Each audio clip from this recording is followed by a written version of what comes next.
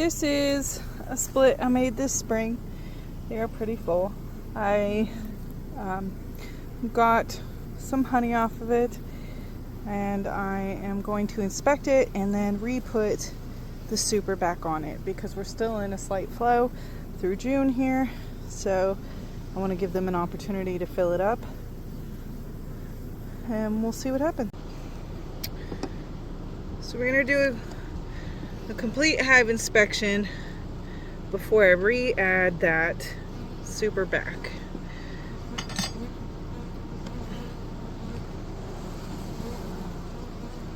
So it looks like they're even still building this frame. I think that's because I took a couple frames out recently. So we see drones. You know, usually a good healthy hive will have them. If you look at a drone and do that, you can see his reproductive parts.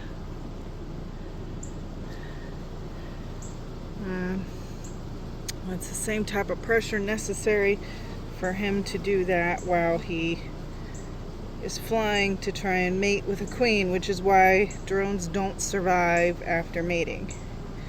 It takes all the muscle and pressure in their abdomen to make their genitals come out. This they haven't drawn out. I gave it to them. This is drone comb, plastic foundation. I like to keep it around so that you can either freeze it when it's full of drone larvae, because the majority of varroa in a hive will be in drone comb. That is because they take longer than standard worker larvae to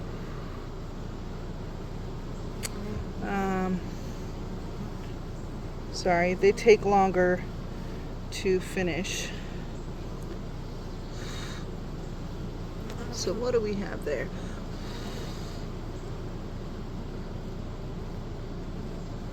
An empty queen cup. That's okay. I do mind. Right now I'm looking for the queen. So this was brood and they've backfilled it. It's been 2 days since I removed the honey supers, and they're still finding nectar. So they're just backfilling it into all the emerging cells, which, you know, tells me that I need to provide them with more space.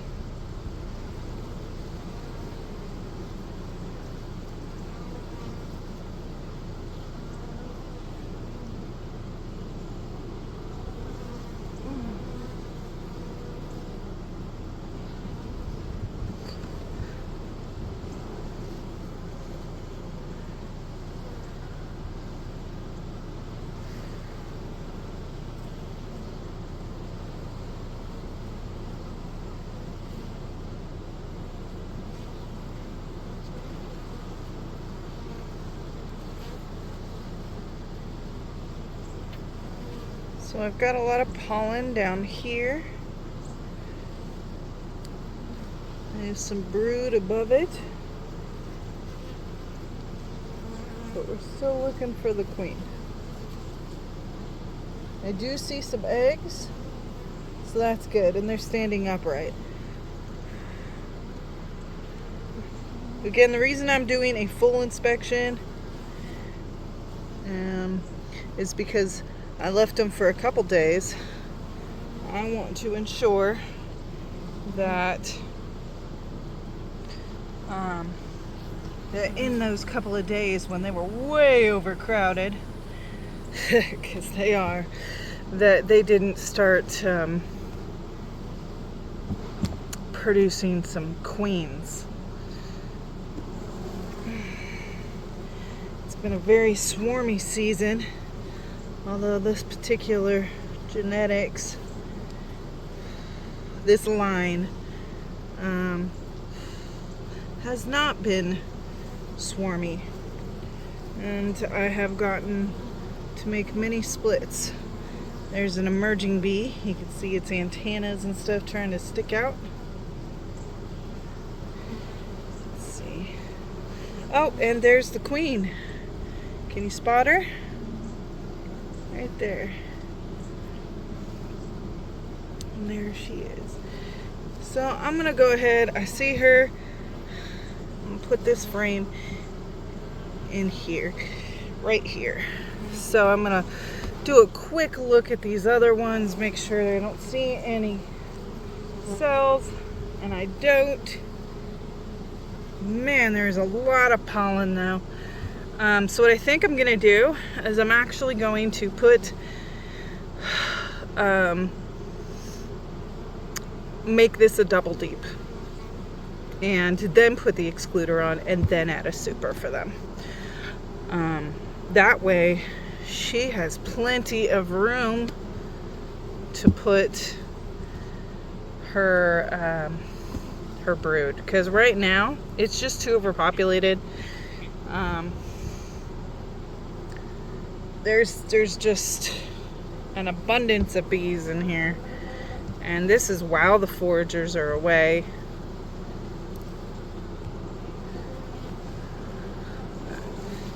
Turn that back around.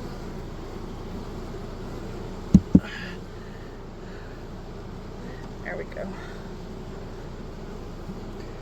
And you know, that's how you make your decisions when you're in here. You take a look, you see, hey, what's going on, and then you make a call. I'm gonna put this in between these heavier built frames, because oftentimes they will try to fill in that gap. They don't really want that to be a gap. Just an abundance of bees. Watch this. So that shake right there doesn't make them angry or anything. You just shake them down. It's the jolt down that gets the bees. It's the snap, rather, when you're snapping back up. So you got to do it quick and hard. It took me a long time to learn that, and I'm not always great at it, but yeah. So I'm gonna puff them down just a little to encourage them to go down.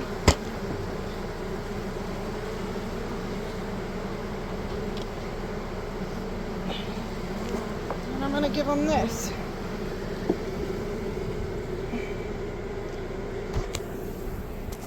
So I'm not going to put on a honey super yet, because every other frame in this is just foundation. And every other frame is comb.